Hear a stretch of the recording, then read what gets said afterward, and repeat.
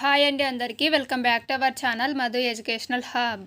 ఈ వీడియోలో ఇవాళ మార్నింగ్ సెషన్లో ఎస్జిటి వాళ్ళకు వచ్చినటువంటి బిట్స్ అయితే డిస్కస్ చేద్దామండి.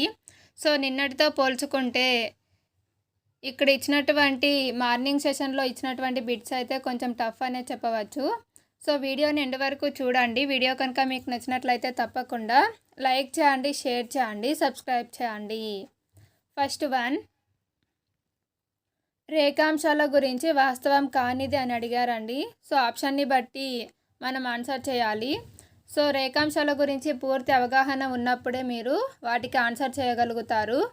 నెక్స్ట్ వన్, చట్టం ముందు అందరూ సమానమే అనే భావన కల్పించిన రాజ్యాంగ ప్రకరణ ఏది అంటే ఆన్సర్ ఆర్టికల్ 14. నెక్స్ట్ వన్, పశ్చిమ విక్షోభాలు ఈ కాలంలో వర్షాన్నిస్తాయి.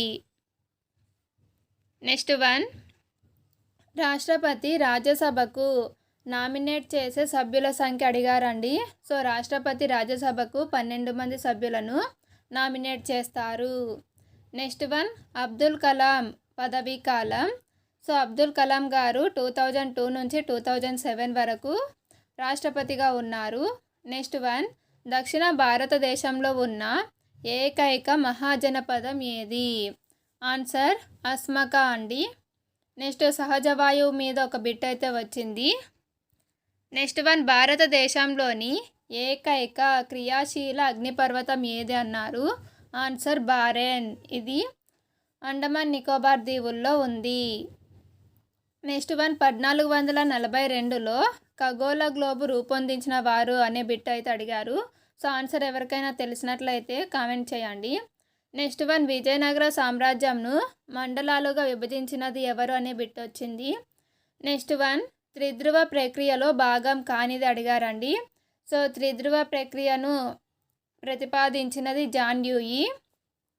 ఇందులో విద్యార్థి, ఉపాధ్యాయుడు, పాఠ్య ప్రణాళిక లేదా సమాజం అనేది భాగాలుగా ఉంటాయి. సో ఆప్షన్ని బట్టి ఆన్సర్ చేయాలి.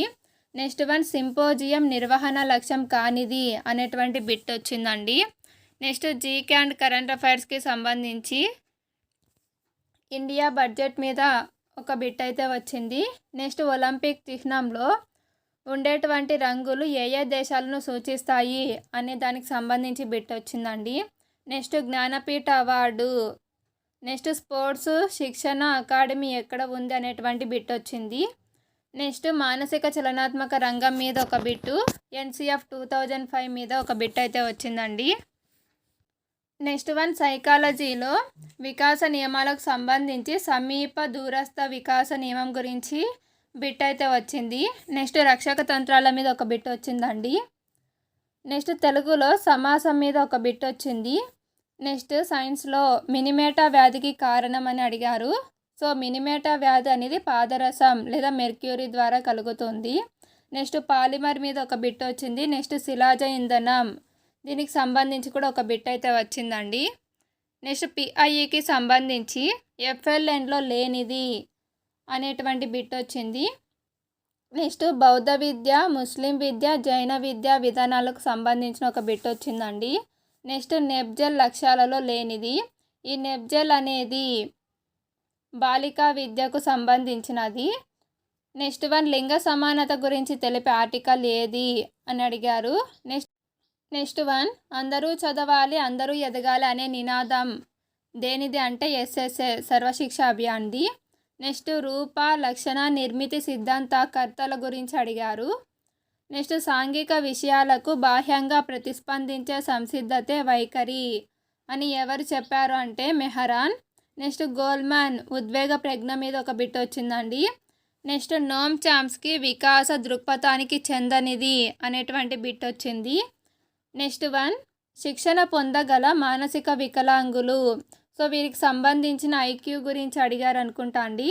సో ప్రతి సెషన్లో కూడా IQ మీద బిట్స్ అయితే వస్తున్నాయి. నెక్స్ట్ వన్, జ్ఞానేంద్రియ వికాసం అభివృద్ధి చెందే దశ ఏది అంటే శైశవ దశ. నెక్స్ట్, CAVD పరీక్ష వీటిని మాపనం చేస్తుంది అని అడిగారు. సో దీన్ని ప్రతిపాదించినది EL థారండైక్.